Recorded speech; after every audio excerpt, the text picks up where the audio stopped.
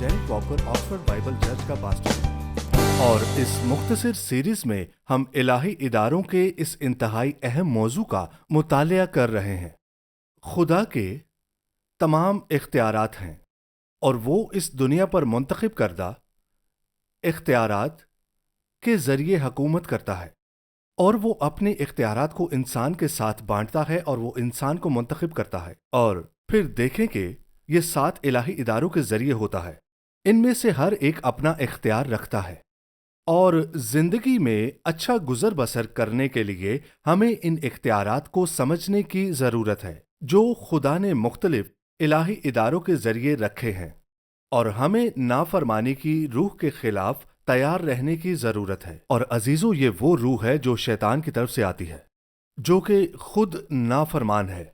और नाफरमानी सिर्फ खुदा की नाफरमानी नहीं है, बल्कि दरअसल ये खुदा के इख्तियार का मुकम्मल इनकार है। एक और लफ्ज बगावत है। और इस तरह दुनिया में नाफरमानी की एक रूह है जिसकी पेशगोई यस्सु ने की थी कि ये आखिरी जमाने में बढ़ जाएगी, ये मुखालफे मसीह में अपनी तकमील तक पहुंचेगी। और फिर देखें, ये खुद इख्तियार के इनकार से मुतल्लिक है।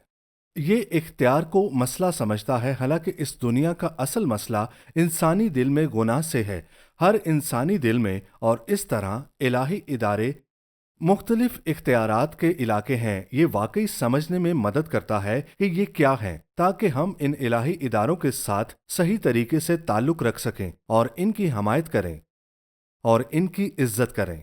और ये हमारी कामयाबी की एक बड़ी कुंजी है। पिछली बार हमने रोमियो 13 बाब में से पढ़ा था और ये असूल की कुंजी है। हर शख्स आला हुकूमतों का ताबेदार रहे, क्योंकि कोई हुकूमत ऐसी नहीं जो खुदा की तरफ से ना हो, और जो हुकूमतें मौजूद हैं वो खुदा की तरफ से मुकर्रर हैं। बस जो कोई हुकूमत का सामना करता है वो खुदा के इंतजाम का मुखालिफ है, और जो मुखालिफ हैं वो सजा पाएंगे। और ये कह रहा है कि मुख्तलिफ इख्तियारात के मकाम हैं, और खुदा के ताबे होने के लिए आपको इन मुख्तार इख्तियारात के ताबे होना होगा।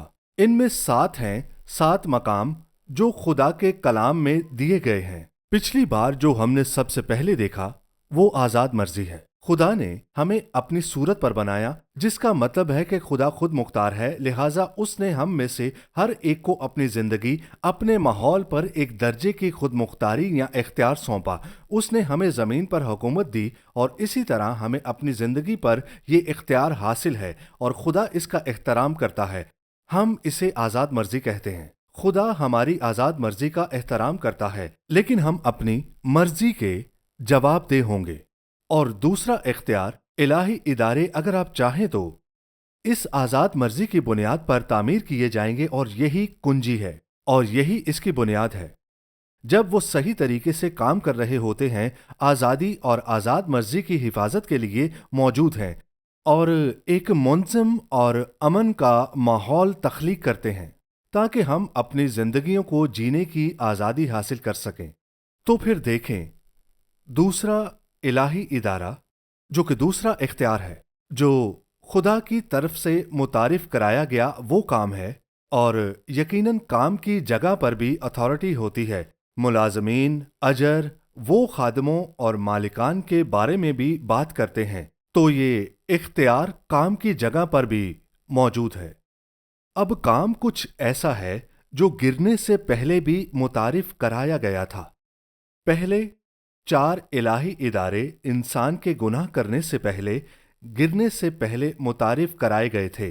पैदाइश 2:15 में, और खुदामंद खुदा ने आदम को लेकर बागे अदन में रखा कि उसकी बागबानी और निगाहबानी करे और उसकी हिफाजत करे। आप देखते हैं, इसी तरह आदम, इसे हकीकत में जमीन पर हुक्मरानी करने का काम दिया गया। अदन के बाग से शुरू करते हुए इसकी देखभाल करने और इसे महफूज रखने के लिए, और इसे ये खुदा के इख्तियार के तहत खुदा की अथॉरिटी के सामने आजिज़ी के साथ करना था। और ये बहुत सी आयात हैं। मिसाल के तौर पर इफिसियों 6:5 में लिखा है, ऐ नौकरो जो जिस्म की रूह से तुम्हारे मालिक हैं, अपनी साफ दिली से डरते और कांपते हुए उनके लिए ऐसे फरमाबरदार रहो जैसे मसीह के, और आदमियों को खुश करने वालों की तरह दिखावे के लिए खिदमत ना करो, बल्कि मसीह के बंदों की तरह दिल से खुदा की मर्जी पूरी करो, और उस खिदमत को आदमियों की नहीं बल्कि खुदावन की जानकर जी से करो, क्योंकि तुम जानते हो कि जो कोई जैसा अच्छा काम करेगा, ख्वाह गुलाम हो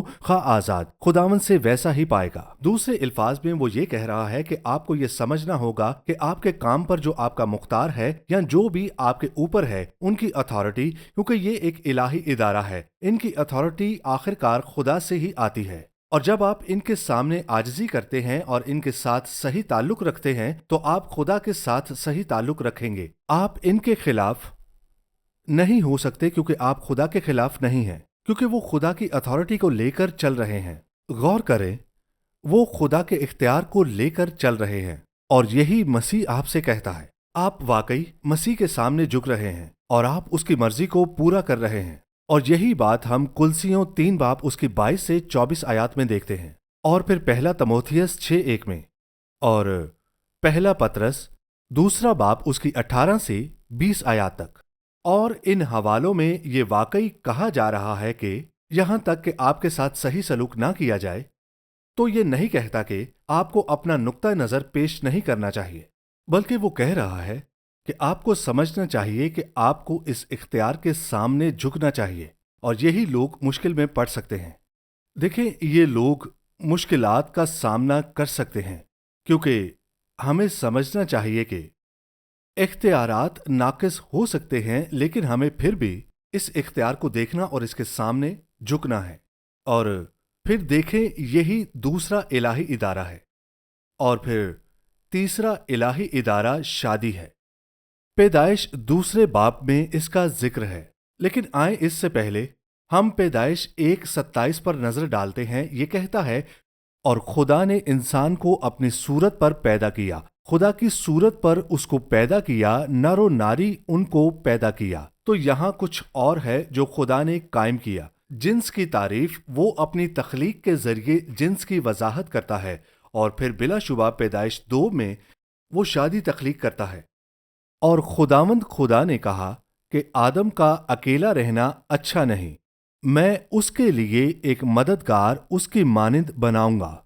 और फिर हम देखते हैं कि खुदा ने आदम के लिए हव्वा को तख्लीक किया, जो आदम के लिए एक मुकम्मल हम आहंग है और आदम की मददगार है उसके काम में, और उसे मुकम्मल करने के लिए, ताकि वो अकेला ना रहे।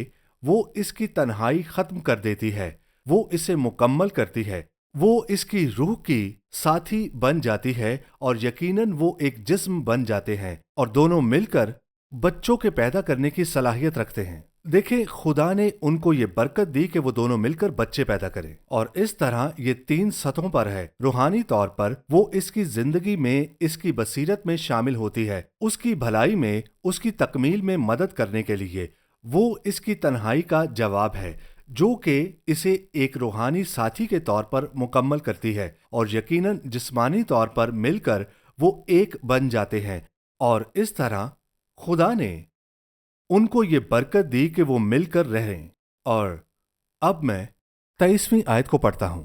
और आदम ने कहा कि ये तो अब मेरी हड्डियों में से हड्डी और मेरे गोश्त में से गोश्त है, इसीलिए वो नारी कहलाएगी, क्योंकि वो नर से निकाली गई। और खुदा ने कहा कि ये शानदार है, और वो इसे अपनी बीवी के तौर पर कबूल कर रहा है। लिहाजा ये कहा गया है, इस वास्ते मर्द अपने माँ बाप को छोड़ेगा और अपनी बीवी से मिला रहेगा, और वो एक तन होंगे। और आदम और उसकी बीवी दोनों नंगे थे और वो शर्माते ना थे। और यस्सु इस शादी का हवाला देते हैं, ये खुदा की बात है और यही खुदा की मर्जी है। मत्ती 19:4 में लिखा है, उसने जवाब में कहा, क्या तुमने नहीं पढ़ा कि जिसने उन्हें बनाया उसने इब्तदा ही से उन्हें मर्द और औरत बनाकर कहा कि इस सबब से मर्द बाप से और माँ से जुदा होकर अपनी बीवी के साथ रहेगा और वो दोनों एक जिस्म होंगे। बस वो दो नहीं बल्कि एक जिस्म है, इसलिए जैसे खुदा ने जोड़ा है उसे आदमी जुदा ना करे। तो आदम और हवा की शादी हम सब के लिए एक नमूना है, और शादी में एक इख्तियार है। और आप जानते हैं कि बाइबल में भी बयान किया गया है कि शौहर अपनी बीवी का सर है। और इसका मतलब ये नहीं है कि तमाम मर्दों को तमाम औरतों पर इख्तियार नहीं है, बल्कि शादी के बाद इख्तियार है। और ये नए अहद नामे में पहला तिमोथियस 2 और पहला करंथियों 11 में तस्दीक की गई है। इसमें लिखा है कि आदम को पहले बनाया गया और आदम ने हवा का नाम रखा, लेकिन वो वाज़िया तौर पर इख्तियार रखता था, लेकिन वो बहुत ज्यादा शराकतदार थे और एक दूसरे के बहुत करीब थे। और बाइबल कहती है कि शौहर बीवी का सर है, तो इसका मतलब है कि दो चीजें हैं। का मतलब है वसीला, अपनी बीवी के लिए मोहब्बत और फराहमी का वसीला होना चाहिए। इसके अलावा इसके पास इख्तियार है, इस ताल्लुक में इसके पास पहला इख्तियार है, और ये शादी के दायरे में है कि जिनसी ताल्लुकात का तजुर्बा किया जाना है, क्योंकि ये बात करता है कि वो शादी के तनाजुर में एक जिस्म बन जाते हैं, और यही वो जगह है जहां जिनसी ताल्लुकात का ताल्लुक है। आप देखें, ये तमाम चीज़ें इस इलाही इदारे के जरिए मुतय्यन की गई हैं जो खुदा ने कायम किया, और इस तरह वो एक दूसरे की तकमील करते हैं नस्ल के लिए, अपने काम में एक साथ हुक्मरानी के लिए और अपनी खुशी के लिए। और इसी तरह एक मर्द और एक औरत एक दूसरे के बगैर नामुकम्मल है। अजीजों, इस पर गौर करें, एक मर्द एक औरत के बगैर नामुकम्मल है। देखें, खुदा की तस्वीर सिर्फ मर्द और औरत के इत्तेहाद में मुकम्मल तौर पर जाहिर होती है, और इस तरह कानून से बेराह रोई शादी के इदारे और इसमें मौजूद इख्तियार पर हमला करती है। और यकीनन जब इख्तियार गुनाह के साथ अमल करता है तो ये हमेशा अपनी ताकत हासिल कर लेता है, और इसी बुनियादी इख्तियार को मुकम्मल तौर पर मुस्तरद करने के लिए इस्तेमाल करता है। तो मिसाल के तौर पर तारीख में ये सच है कि औरतों के खिलाफ गुनाहगार अदम मसावात का जुल्म हुआ है, क्योंकि मर्द का इख्तियार अक्सर जालिमाना रहा है और इसे ठीक करने की जरूरत है। तो इसका मतलब है कि हमें इस मसले को अपनी जिंदगियों से दूर कर देना चाहिए।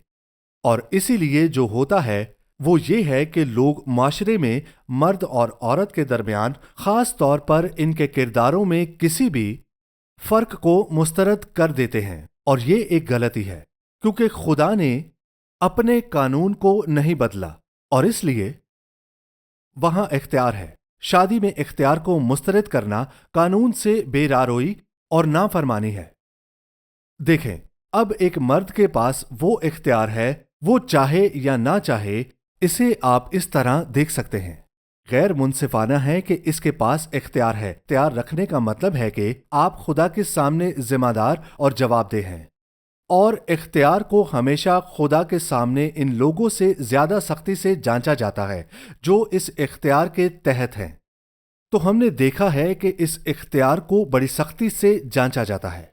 मिसाल के तौर पर याकूब 3:1 में लिखा है, ऐ मेरे भाइयों, तुम में से बहुत से उस्ताद ना बने, क्योंकि जानते हो कि हम जो उस्ताद हैं ज्यादा सजा पाएंगे, वो सजा पाएंगे। तो इससे पहले कि आप इख्तियार का ख्वाहा हों, बस ये बात जहन में रखें, आप इख्तियार रखते हैं, मसलन आप शौहर हैं, तो इस इख्तियार से शर्मिंदा ना हो, क्योंकि ये खुदा की तरफ से दिया गया है। इस पर गौर करें। और मैं यकीन रखता हूं कि एक हकीकी औरत एक मजबूत और खुद एतमाद मर्द को पसंद करती है, बशर्त कि वो मोहब्बत करने वाला हो और इस इख्तियार का इस्तेमाल मोहब्बत, अमन और बरकत का माहौल पैदा करने के लिए करे। औरत एक मोहब्बत करने वाले मर्द की ख्वाहिशमंद है। ठीक है, अब हम इफ्सियों के 5वें बाब में से पढ़ते हैं। ऐ बीवियों, अपने शौहरों की ऐसे ताबे रहो जैसे खुदावंद की। इसका क्या मतलब है? देखें कि आप शौहर की अथॉरिटी वो मुकम्मल नहीं हो सकते, लेकिन इनकी अथॉरिटी खुदावंद से आती है। जब आप इनके सामने सर झुकाती हैं तो आप खुदावंद के सामने सर झुकाती हैं, क्योंकि शौहर बीवी का सर है, जैसे कि मसीह कलीसिया का सर है, और वो खुद बदन का बचाने वाला है। वो मोहब्बत करने वाला है और उसके पास इख्तियार है, वो फराहम करता है। लेकिन जैसे कलीसिया मसीह के ताबे है, वैसे ही बीवियां भी हर बात में अपने शौहरों के ताबे हों। ऐ शौहरों, अपनी बीवियों से मोहब्बत रखो, जैसे मसीह ने भी कलीसिया से मोहब्बत करके अपने आप को उसके वास्ते मौत के हवाला कर दिया, ताकि उसको कलाम के साथ पानी से गुस्ल देकर और साफ करके मुकद्दस बनाए, ताकि वो इसे अपने सामने एक शानदार कलीसिया के तौर पर पेश कर सके, जिसमें ना कोई दाग हो, ना झुर्री या ऐसी कोई चीज, ताकि वो मुकद्दस और बेऐब हो। एक अच्छी औरत अपने शौहर के लिए बाबरकत है। وہ اپنی پوری کوشش کرے گا کہ اس کی ضرورتوں کو پورا کرے۔ کوئی ظالم مرد ہے تو وہ تکلیف اٹھائے گی اور مظلوم ہوگی۔ اسی طرح شوہروں کو لازم ہے کہ اپنی بیویوں سے اپنے بدن کی مانند محبت رکھیں۔ جو اپنی بیوی سے محبت رکھتا ہے وہ اپنے آپ سے محبت رکھتا ہے۔ کلسیوں 3:18 میں ہے، اے بیویوں جیسا خداوند میں مناسب ہے اپنے شوہروں کے تابع رہو۔ اے شوہروں اپنی بیویوں سے محبت رکھو۔ پہلا پطرس 3 باب میں، اے بیویوں تم بھی اپنے اپنے شوہر کے تابع رہو۔ دیکھیں یہ بات بالکل صحیح ہے۔ خدا نے شادی میں اختیار کی سرمایہ کاری کی ہے، جبکہ نافرمانی شادی پر حملہ کرتی ہے جیسا کہ خدا نے مقرر کیا۔ خدا کے 4 اہم اداروں میں سے ایک خاندان ہے، اور یہاں ہم والدین کی بات کر رہے ہیں۔ اب بچوں کے والدین بن گئے ہیں، اور اب خاندان معاشرے کا بنیادی یونٹ بن جاتا ہے، اور بائبل میں یہی ہے۔ خاندان اگلی نسل کی دیکھ بھال اور تربیت کے لیے موجود ہیں۔ دیکھیں، اسکول بائبل کے مطابق الہی ادارے نہیں ہیں، کیونکہ والدین اپنے بچوں کی تعلیم کے ذمہ دار ہیں۔ عزیزو اس پر غور کریں۔ وہ اس بات کے ذمہ دار ہیں کہ وہ اپنے بچوں کو خدا کے کلام کی تعلیم منتقل کریں۔ انہیں صرف یہ نہیں کرنا چاہیے کہ بچوں کو صرف اسکول بھیجیں۔ والدین بچوں کو سکھانے کے ذمہ دار ہیں، خاص طور پر خدا کے طریقوں، ان کے اخلاقی اقدار، ان کے ایمان اور خدا سے محبت کے حوالہ سے۔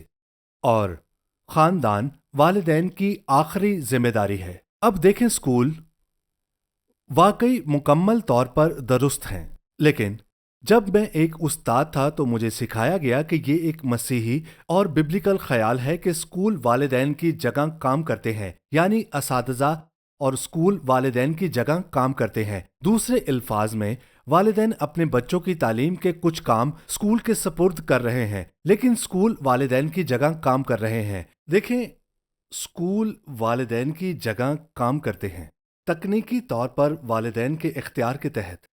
اس لیے والدین کو سمجھنا چاہیے کہ ان کے بچوں کے حوالے سے ان کے پاس اختیار ہے، اور جب ریاست بہت زیادہ طاقت حاصل کرتی ہے اور تعلیم کو کنٹرول کرتی ہے تو یہ غلط ہے۔ یہ والدین کی ذمہ داری ہے۔ آپ جانتے ہیں، جب میں ٹیچر ٹریننگ کر رہا تھا تو میں نے اس یونیورسٹی کی تربیت میں نافرمانی کی روح کو محسوس کیا۔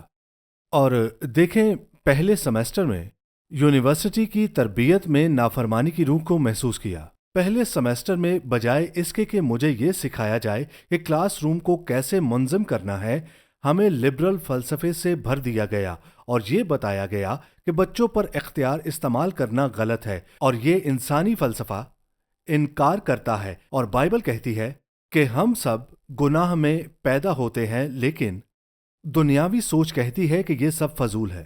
تمام بچے بنیادی طور پر اچھے ہیں، وہ بس پودوں کی طرح ہیں، اسی لیے ہمیں انہیں آزادانہ اظہار کرنے دینا چاہیے۔ انہیں یہ نہ بتائیں کہ کیا کرنا ہے، کیونکہ یہ اختیار انہیں نقصان پہنچائے گا، اور اسی طرح کسی بھی قسم کے اختیار کا استعمال کرنا آپ کو بے انصاف محسوس کراتا ہے۔ یہ اس اختیار کو کمزور کرتا ہے جو خدا نے والدین کو اور اساتذہ کو دیا ہے، اور اس لیے یہ انسانی تعلیم دراصل نافرمانی سے ہے۔ یہ اختیار کو کمزور کرتی ہے۔ گناہ کی فطرت اختیار کو ختم کر دیتی ہے۔ اگر ہم صرف اختیار کو ہٹا دیں تو سب کچھ ٹھیک ہو جائے، لیکن حقیقت یہ ہے کہ ہم سب گناہ میں پیدا ہوتے ہیں، اور دراصل بچوں کو اختیار کی حدود کی ضرورت ہے۔ اس پر غور کر۔ جب تک کہ وہ اپنی خواہشات، اپنے گناہ کی فطرت کو کم از کم بنیادی طور پر قابو میں نہیں کر لیتے، انہیں بڑے ہونے کے لیے اس اختیار کی ضرورت ہوتی ہے۔ آپ انہیں جو چاہیں کرنے دیں گے، ان کے گناہ کی فطرت پروان چڑھے گی، اور آپ انہیں بگاڑ دیں گے، اور وہ اپنے والدین کا احترام نہیں کریں گے، اساتذہ کا احترام نہیں کریں گے، اور اسی لیے اسکولز میں، کلاس رومز میں اتنی نافرمانی ہوتی ہے۔ اگر کوئی شخص جو 50 کی دہائی یہاں تک کہ 60 کی دہائی میں اسکول گیا تھا، آج ہمارے بہت سے کلاس رومز میں جائیں تو وہ انتشار اور اساتذہ کی عدم اختیار پر حیران ہو جائے گا۔ یہ کیوں ہوا؟ کیونکہ نافرمانی پورے تعلیمی نظام میں ہے۔ جب آپ پابندی اور اختیار کو ہٹا دیتے ہیں تو نافرمانی پروان چڑھتی ہے۔ और नतीजतन हर कोई अपनी आज़ादी खो देता है। आप स्कूल में ज़्यादा नहीं सीख सकते क्योंकि ये एक नाफरमानी का माहौल है और हर कोई अपनी मर्जी करता है, तो हर कोई अपनी आज़ादी खो देता है। ये सही इख्तियार एक मुंज़िम अमन और इत्तेहाद का माहौल पैदा करता है। ये आज़ादी और इजहार की हिफाजत करता है। लेकिन इसी वजह से बहुत से क्लासरूम्स कोशिश कर रहे हैं, क्योंकि ये नाफरमानी हमारी सकाफत में भी मौजूद है। बच्चों को इख्तियार का एहतराम ना करने की तरगीब दी जाती है और ये लिबरल नुक्ता नज़र मोहब्बत के तौर पर पेश किया जाता है। ये है कि आप बच्चों से कैसे मोहब्बत करते हैं, बस इन्हें वो करने दें जो वो चाहते हैं, क्योंकि आप इन्हें बिगाड़ रहे हैं और नाफरमानी की इजाज़त देते हैं। उन्हें ये नहीं मालूम कि इख्तियार का एहतराम कैसे करें और इसलिए जालिमाना इख्तियार का सामना करना चाहिए। जी हाँ, बिल्कुल, लेकिन खुद इख्तियार को तबाह करके नहीं। और हमें सिर्फ इख्तियारात, वालिदैन, असातिज़ा वगैरह को ये सिखाने की ज़रूरत है कि मोहब्बत के साथ इख्तियार का इजहार कैसे किया जाए, लेकिन इस इख्तियार को कमज़ोर ना करें। वालिदैन अपने बच्चों को सिखाने के ज़िम्मेदार हैं। वालिदैन इस ज़िम्मेदारी को ख़त्म नहीं करते। पैदाइश में खुदा अब्राहम के बारे में बात करता है। अब्राहम से तो यकीनन एक बड़ी और ज़बरदस्त कौम पैदा होगी और ज़मीन की सब कौमें उसके वसीला से बरकत पाएंगी। अब हम 19 आयत को पढ़ते हैं। क्योंकि मैं जानता हूं कि वो अपने बेटों और घराने को जो उसके पीछे रह जाएंगे वसीयत करेगा कि वो खुदावंद की राह में अमल और इंसाफ करें, ताकि जो कुछ खुदावंद ने अब्राहम के हक में फरमाया है उसे पूरा करे, अपने खानदान को खुदावंद के रास्ते पर चलने का हुक्म दे सके। और यही खुदा चाहता है कि आप अपने बच्चों के साथ करें। आज हमारे साथ जो मसला है वो ये है कि रियासत अपने इख्तियार से तजावुज़ करती है, खास तौर पर खानदान के मामले में, और हम इन्हें हस्पतालों के केसेस में देखते हैं जो अब वालिदैन को अपने बच्चों को बाहर ले जाने और कहीं और इलाज करवाने से रोक रहे हैं। रियासत आती है और इन्हें रोकती है। ये एक जालिमाना इख्तियार है, और जहां रियासत खानदान के इख्तियार पर काबू पा लेती है। रियासत को मुदाखलत करने का हक है, लेकिन सिर्फ इस वक्त जब खानदान मुजरिमाना तरीके से अमल कर रहा हो। ये रियासत का इख्तियार है। देखें, ये खानदान के बारे में बात करता है। आए हम दोबारा पैदाइश 2:24 को पढ़ते हैं। इस वास्ते मर्द अपने माँ बाप को छोड़ेगा और अपनी बीवी से मिला रहेगा और वो एक बदन होंगे। तो ये बात करता है कि एक आदमी अपने वालिदैन के इख्तियार के तहत है जब तक कि उसके घर छोड़ने का वक्त ना आ जाए। और अगर आप अभी भी अपने वालिदैन के घर में हैं, लेकिन आप अभी भी महदूद मुद्दत के लिए वहां हैं। इफसियों 6 बाब में है, ए फर्जंदो, खुदावंद में अपने माँ बाप के फरमाबरदार रहो, क्योंकि ये वाजिब है। अपने बाप की और माँ की इज्जत कर। ये पहला हुक्म है जिसके साथ वादा भी है। अगर आप अपने वालिदैन की इज्जत नहीं करते तो खुदा की इज्जत नहीं करते, और ये बिल्कुल सही है।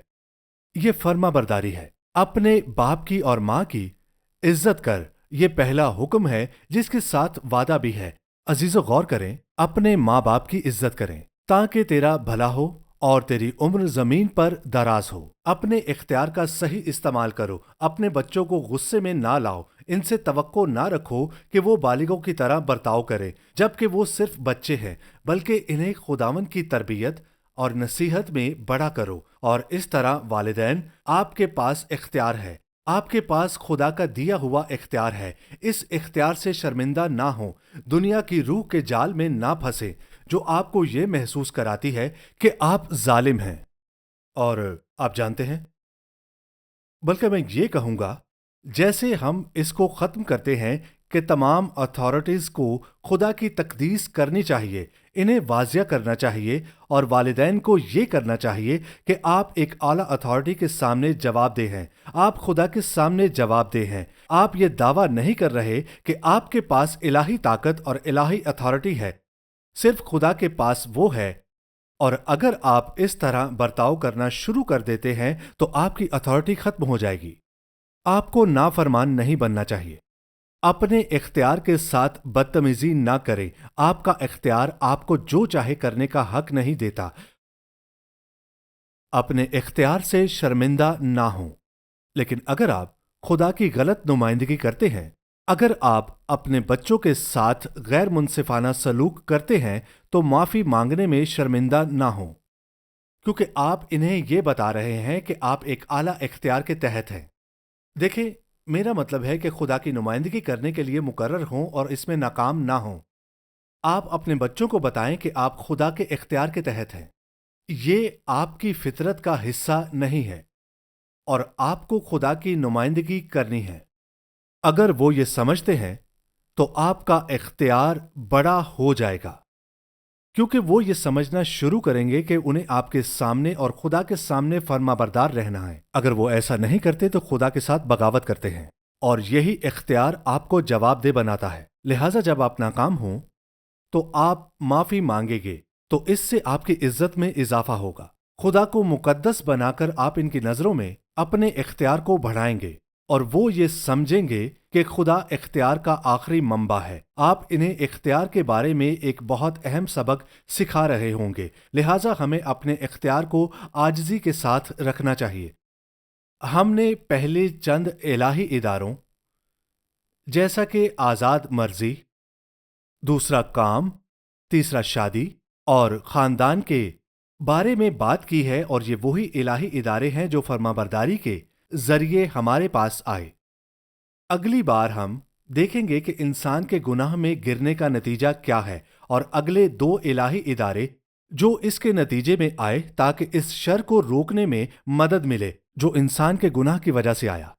اگر آپ ہماری ویب سائٹ oxfordbiblecchurch.co.uk پر جائیں تو آپ آن لائن شاپ میں ہمارے پاس دستیاب مختلف قسم کی کتابیں اور سیڈیز حاصل کر سکتے ہیں۔ دراصل 500 سے زائد مختلف سیڈیز بھی موجود ہیں جو ہم نے مختلف موضوعات پر کی جانے والے ٹی وی پروگراموں کی ہیں۔ یہ بہت زیادہ ہیں، اور میں آپ کو اس کے علاوہ ہمارے پاس دراصل 500 سے زائد مختلف سیڈیز بھی موجود ہیں جو ہم نے مختلف موضوعات پر کی جانے والے ٹی وی پروگراموں کی ہیں۔ یہ بہت زیادہ ہیں اور میں آپ کو ان کی فہرست نہیں دے سکتا۔ آپ ہمارے ای میل ایڈریس پر رابطہ کر سکتے ہیں تاکہ آپ کو ہماری سیڈیز کی تمام فہرست آسانی سے مل سکے۔ آپ اسے آسانی سے آرڈر کر سکتے ہیں جو آپ کو پسند آئے۔ Shekinah Bible Ministries were founded by Dr. Tahira Salim and Reverend Dr. Asher Salim on 27th October 1998. The foundation of organization was laid by Reverend Dr. Shahid Siraj Deen, who was called home by God on 14th Feb 1998. The organization commenced its working through Bible Institute and then by the grace of God developed following establishments: Shekinah Bible Church, Shekinah Sunday School, Shekinah Movie Society, Shekinah Messaging Services, Shekinah Adult Youth, Daughters of Shekinah, Shekinah Bible Institute, Shekinah News, Shekinah Medical Camp, Shekinah EMAG.